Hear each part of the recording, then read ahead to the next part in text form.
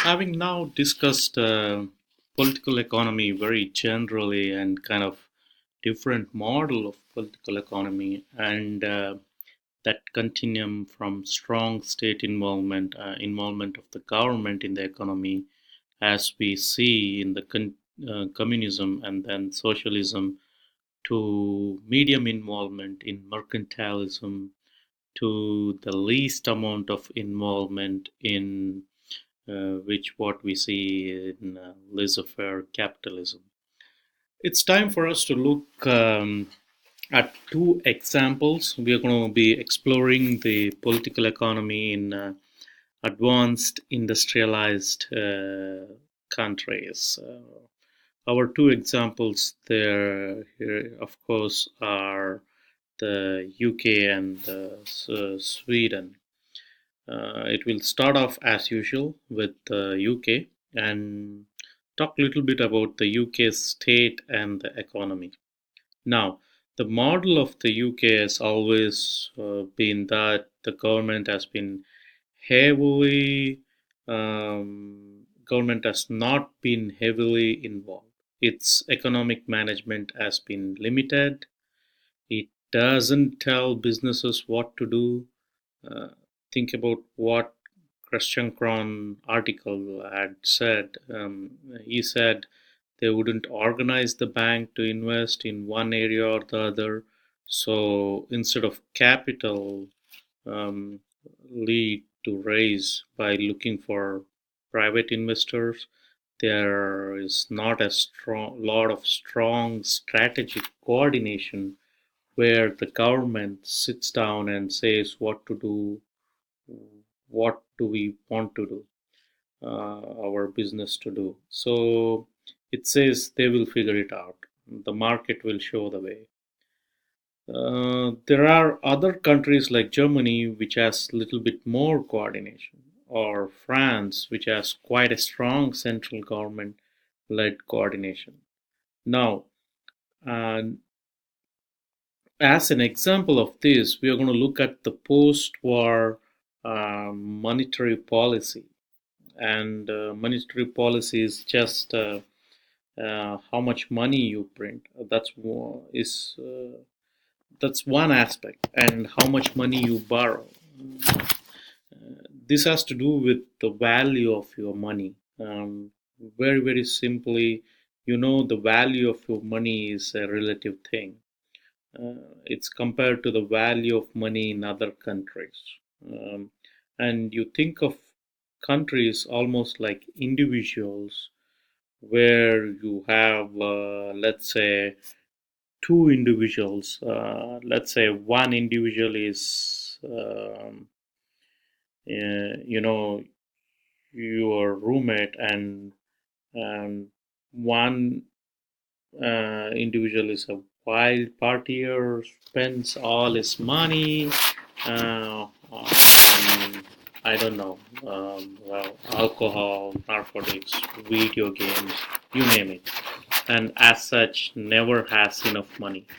One day he would come to borrow money from you, and you say, well, I want you to write me an IOU. I want you to write an IOU. He says, okay, here you give them $20 and they give you the IOU. Mm, you got another roommate and they come from very wealthy family. Their parents provide everything for that person, and plus they are also responsible. On top of it, and they are like, listen, I forgot my wallet back, you know, I'm good for it, I just forgot at my parents house, I'll bring it back tomorrow, can I borrow $20 from you? And you say, yeah, absolutely, but you write me an IOU. Mm, you Now you got two IOUs both for $20, and you then go to another friend and you want to buy something from them for $20. Your friend says, do you have money? And you say, I don't have money either, but I've got an IOU from one roommate. And he say, oh, You mean the one who never has any money, is it? You say, yeah, it's $20 I owe you. That's really not worth very much. No, wait, it's not worth. Well, it's quite risky. That person is tremendously in debt, and I don't know, they will pay you. And I mean, I will take a risk. I will treat it as if it's worth only $5. I'll give you $5 for that $20 I owe you, and I will collect on it. You say, well, actually, I've got another I owe you. I've got it from my other roommate. I mean, the responsible one whose parents are earning in money. Yeah, that one. Okay. Yeah, I will give. Then your friend might say, "Oh, okay, I will give you $20 for that because I know they will repay you tomorrow." See, so that would be an example of how countries are as well. Countries that tend to be in greater debt, their money is not going to be worth as much, even if it says that same their money is not going to be worth as much, even if it says the same amount on it. $20, it's not going to be worth as much if they are too much in debt, and that's one of the reason why you don't want to borrow too much. You don't want to borrow too much because then the other people don't value your money anymore. The value of your money isn't worth as much. Inflation starts to kick in. Likewise, if you are short on money, you might say, hey, why don't we just print more money, right?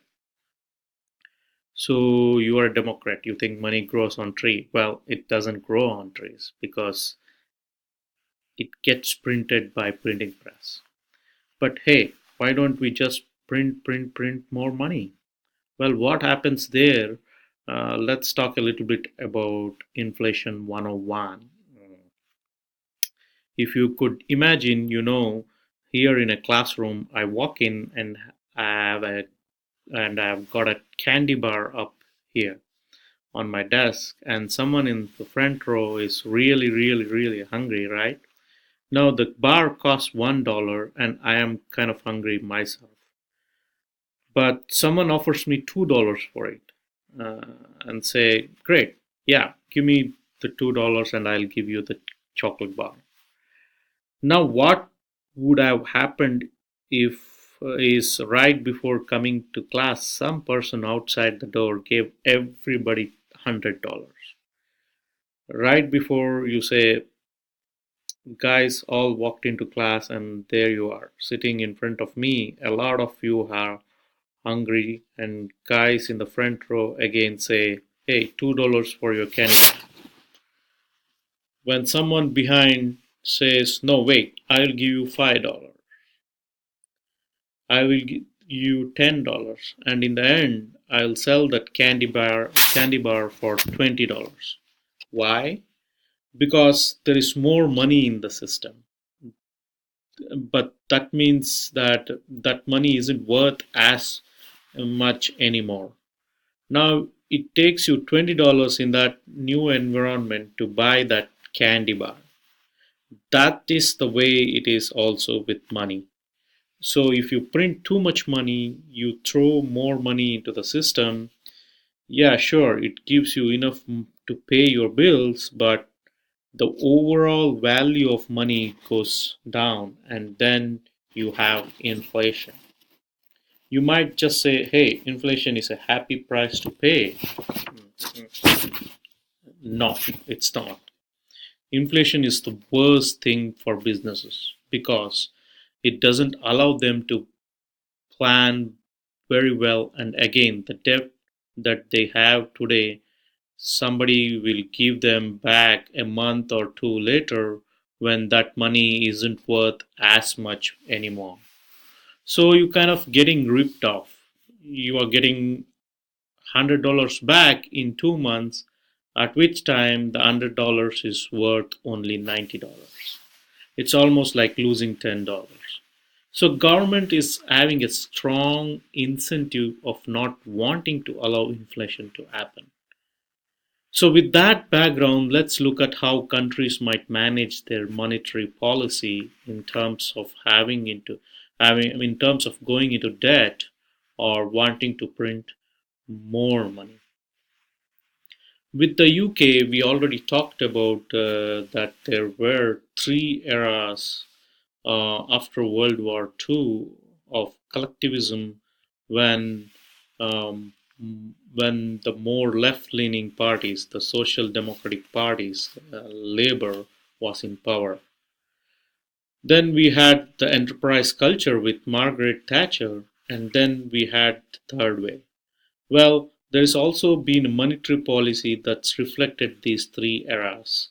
So the first, what we have is something called Keynesianism.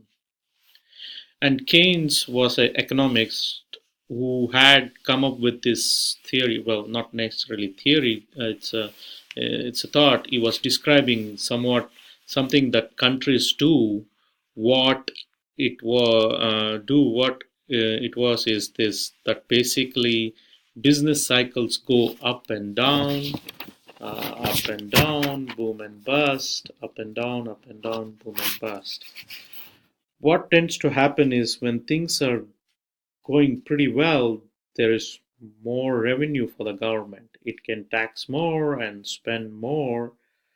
But when things are going downhill, when then the government say, "Oh, less money coming in. We need to cut back on programs. Let's say cut back on our spending or whatever, might be education or healthcare or military expenditure, whatever." It is the government is going to tighten its belt because it's got less money to spend. Now, unfortunately, when it tightens its belt and less money is put into the system, then a lot of businesses that are maybe shedding labor. That's a nice word for firing people. They say, "Oh, we know we only if only the government kept spending money, we would have had more contracts and we could keep hiring people, even in a downward cycle. But now the government is spending less money, which we are going to have to fire more people." And it can go even deeper. So Keynes said, you know, you might want to do it, what you want to might want to do is engage in something which is called counter cyclical spending, right? If we think of the business cycle going up and down, they say government should continue to spend money even when it doesn't really have money in the negative times. Keep hiring teachers, keep social welfare programs, keep social welfare expenditure that will keep more money in the system. Keep subsidizing businesses that will allow workers to keep holding their jobs. They will turn up spending and they will keep spending. That should prop up the economy. It keeps the trough, that downward, from going so deeply. So to counter cyclical spending, accept business deficit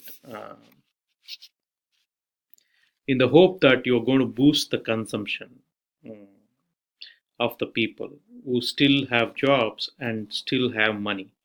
Even when the economy slows down, and it's important that, way to support the full employment to make sure that people still have jobs even during bad times.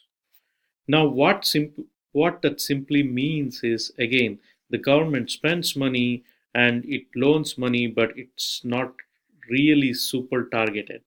It doesn't say certain industries have to be protected. So that was the attitude of British during this period. Of course, one of the problem is when you print more money, you go into debt. It does court inflation, and that always hurt businesses. And it sure enough